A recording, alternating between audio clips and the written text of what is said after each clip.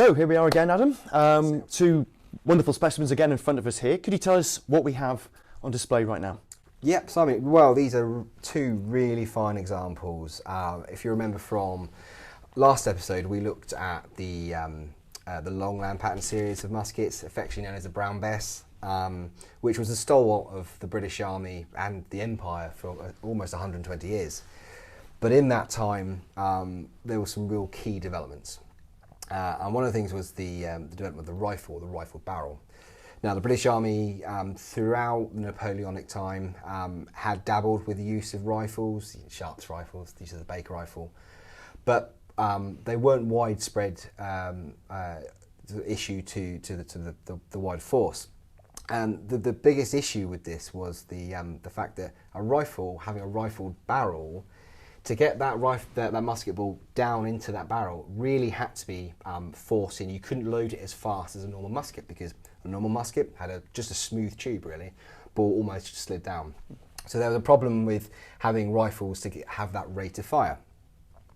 The other thing, of course, was the ignition system, flintlock.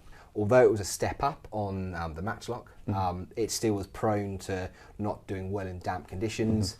You know, exposed pans in the frizzen could get wet, so not 100% reliable.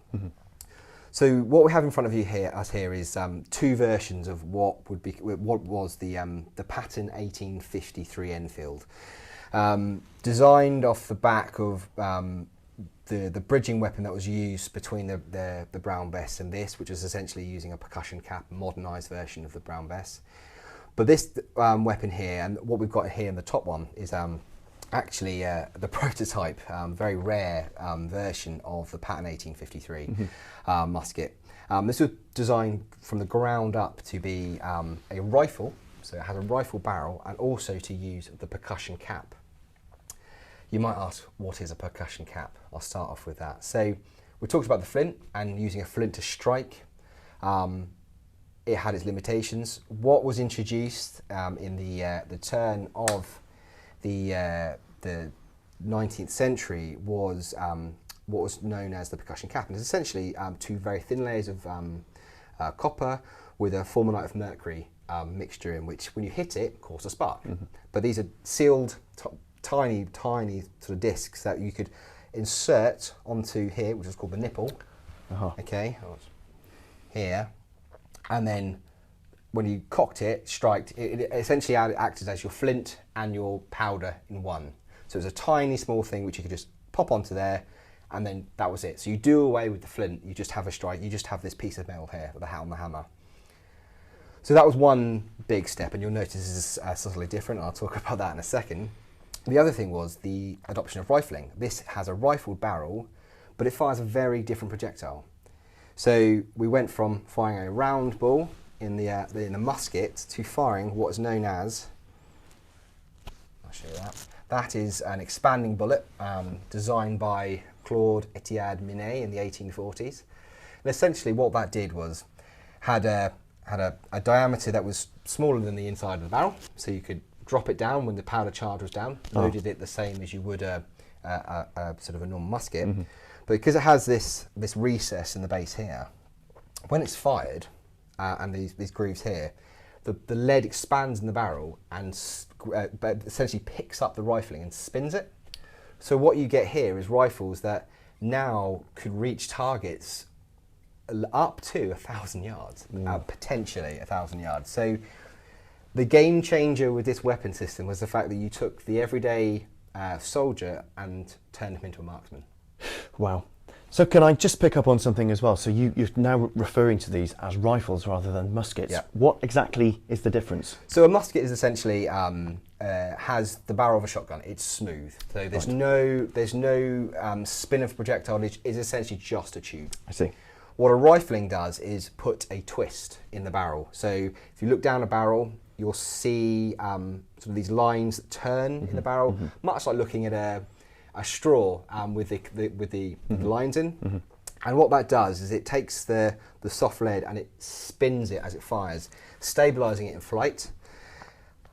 Again, with the new shape Minie Bullet, or Minie Bullet as it's referred to, Clearly, this was going to cause a completely different injury. This was firing at a greater velocity. It was an absolutely different shape from this. And the injuries they were going to see on the battlefield were absolutely catastrophic compared to what they had before. When a musket ball hit, it caused absolutely devastating blunt force injury, shattered bone, etc. This was starting to go through and out the other side. But when it did hit bone, it was devastating. It was a game changer. And this would be seen on the battlefields of, particularly the Crimea. So when the British went to war against the Russians in the Crimea, so the 1850s, this was, by war's end, this was the weapon they were issued with. They did initially go in with sort of brown vest conversions, the pattern 1842. But no, this was, by the war's end, this was the pattern they had. Now, there was an earlier pattern, there was a pattern 1851, 1851, which fired a bigger calibre. That fired a .702 round, very big Mansup round. However, it deemed unsatisfactory in trials, so they changed to a .577 round, which did the job, and it was incredibly accurate. This weapon would see service, like I said, in the Crimea.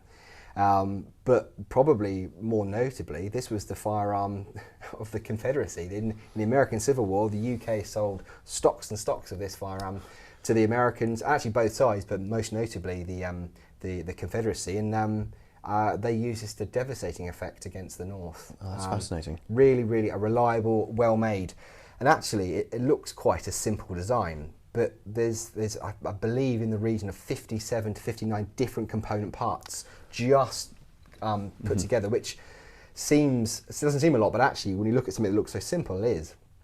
And also, another thing you'll notice is the introduction of actual sights. So these sights here, which are graduated to move, actually provide and these ones are actually sighted out to, this one's sighted out to 1,000 yards. So, you know, this is giving absolute accuracy, a game changer on the battlefield. Absolutely. So we've obviously got another specimen in front of us here with a very different mechanism on the firing element here. Could you explain what the difference is here? Absolutely. So I cannot emphasise enough the speed and change in weapons development this time. Absolutely phenomenal.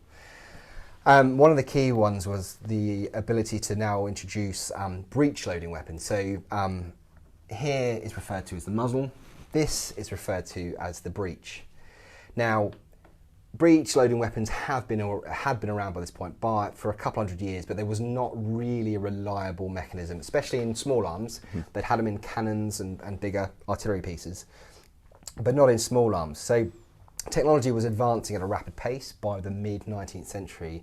So a lot of armies, and the UK was no different, would look to modernise their existing firearms, and we'll look in the next episode about a purpose-built breech-loading weapon. But for now, and this weapon here saw limited service, but essentially was that bridging, that step between a muzzle-loading rifle to a breech-loading rifle.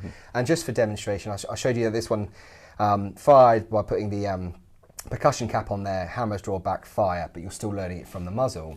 Here, they have the same hammer mechanism. So it goes onto this piece here. I'll just get the pointer. That is called the nipple, and the percussion cap is put on there. But before firing, there we go. You can see that. The breech opens. Right. And what happens there, we now start to look to put in a rudimentary cartridge. So it starts off as a paper, lead projectile wrapped in paper, and then a rolled brass cartridge. So quite a flimsy design, but essentially this was the beginnings of the modern day bullet and how we load. I see. And was this more accurate? You didn't gain accuracy from this per se. What you gained was was speed of fire. Right. So both very accurate, but what you get with this was the ability that you didn't have to put down and do the same process almost as the brown vest of putting the round down the barrel with the charge, ramming it home, bringing it up to bear. So, you know, you're doubling your speed of load. And there's conflicting reports on how fast you could do with this, but you're looking for 2-4 times as fast to fire this accurately, and they were. But again, by the time this gets introduced as a stopgap measure, we're now looking to the next stage, because the pace and speed of development, especially in European armies, was immense. Wow.